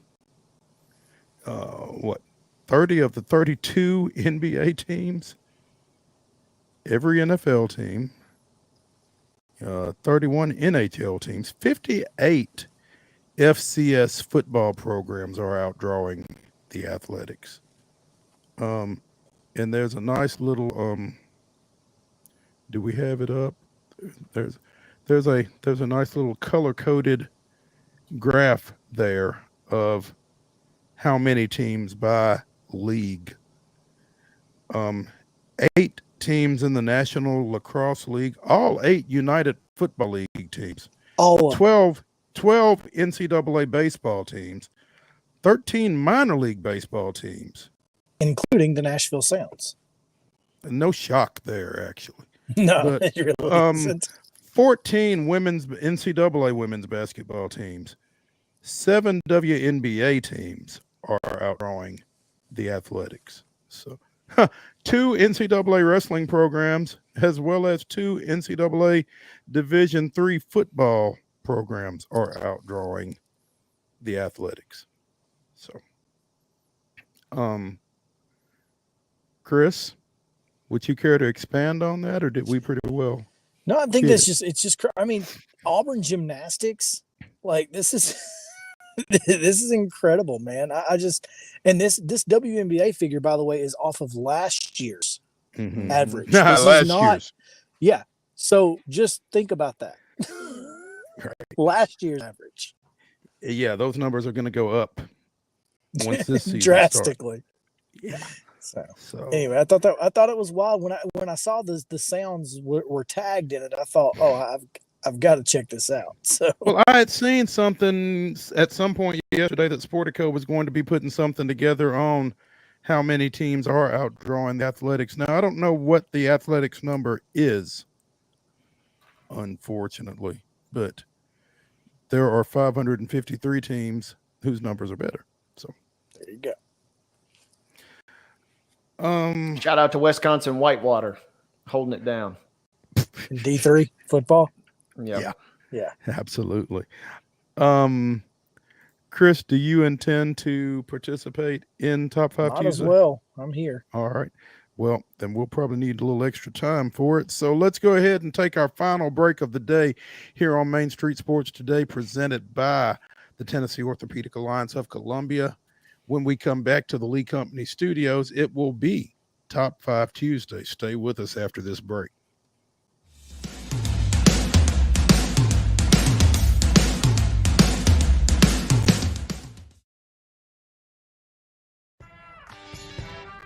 I'm Maurice Patton, and on Main Street Sports Today, we bring you the voices of your favorite teams from preps to pros.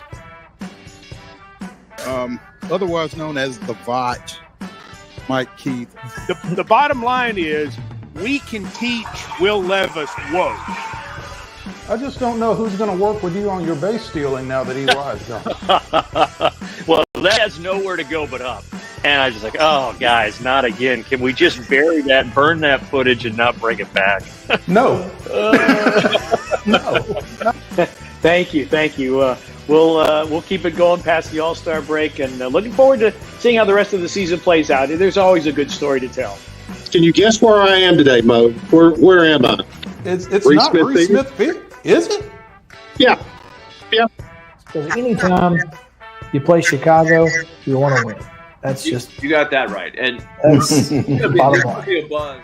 When you're walking the dog, you keep the bags that you need for the dog in the bag, and you don't even have to wear it. You can just hold it, which is what I do when I walk the dog. So I think the fanny pack probably needed a little rebranding. It did. It really did.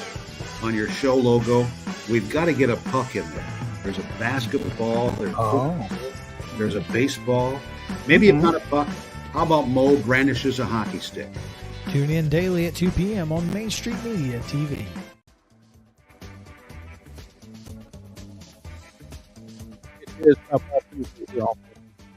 Presented by TOA of Columbia. I want to mention to you, though, before I forget it and before we get up against going out, tomorrow's show will be coming to you from the Tennessee Sports Hall of Fame as they complete their final full week at their current location. They will be going dark mid next week until they show back up at the new Nissan Stadium, basically. So be sure and check us out from 2 to 4 tomorrow. Again, we will be at the Tennessee Sports Hall of Fame at Bridgestone Arena.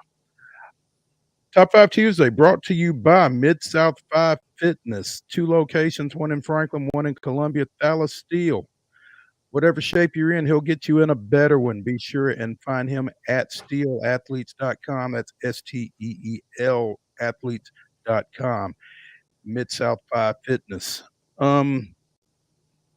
Our top 5 sports movie fictional characters.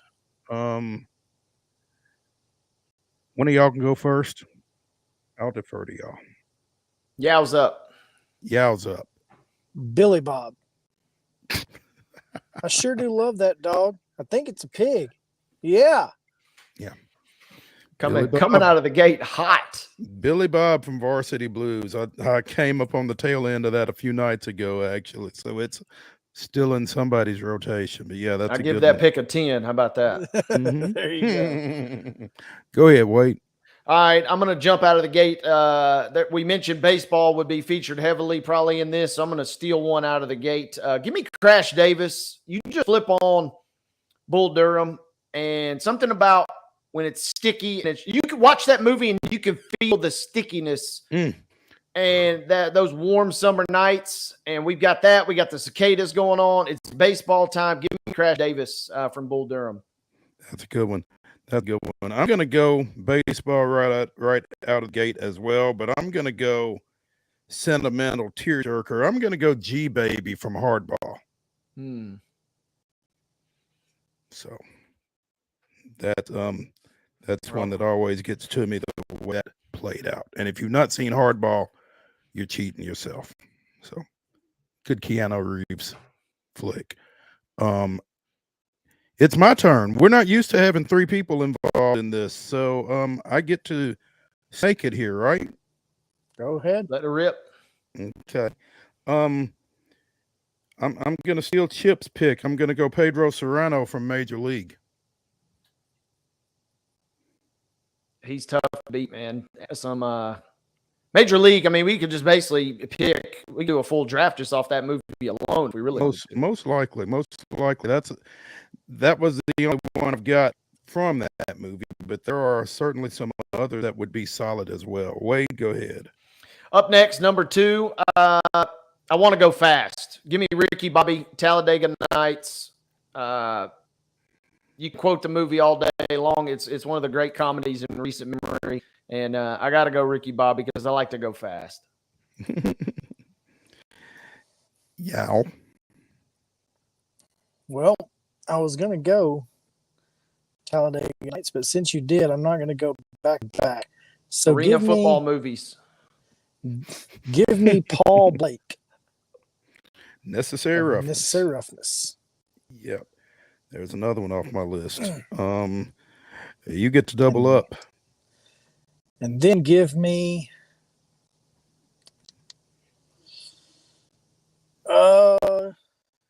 Chubbs. Just tap it. Rest in peace. From Happy Gilmore. Chubbs from Happy Gilmore. Nice. Nicely done. Okay. All right. Wade? Hey, I'm taking this next one only because it literally just happened in real life a couple nights ago with the NFL draft. Give me Steamin' Willie Beeman, one of my all-time favorite movies in any given Sunday. And Michael Penix Jr., hopefully he will get the chance to flourish, much like Steamin' Willie Beeman did for Cap back in the day. That's a good one. I am going to go back to Varsity Blues right here. And I'm going to go with Mox, Jonathan Moxon. And I get to double up. I'm afraid to milk this one any longer. But Ken Carter, Samuel L. Jackson's character in the basketball movie Coach Carter, who he said he based on the great Pat Summitt. So that's number 4. Good pull, and I'm going in basketball realm too. You know, there's a number of different reasons you could maybe say I'm making this pick. I'll let the viewers draw their own inferences. But what about my boy Jesus Shuttlesworth? He got game, and like I said, you can speculate for why maybe making this pick. But Jesus Shuttlesworth from He Got Game, just rewatched that not too long ago. That's still a great movie. Still holds up, huh? Yep. All right. Yow. Give me. Don't do it. Give me Peter Brand from Moneyball. By Jonah Hill. He walks a lot.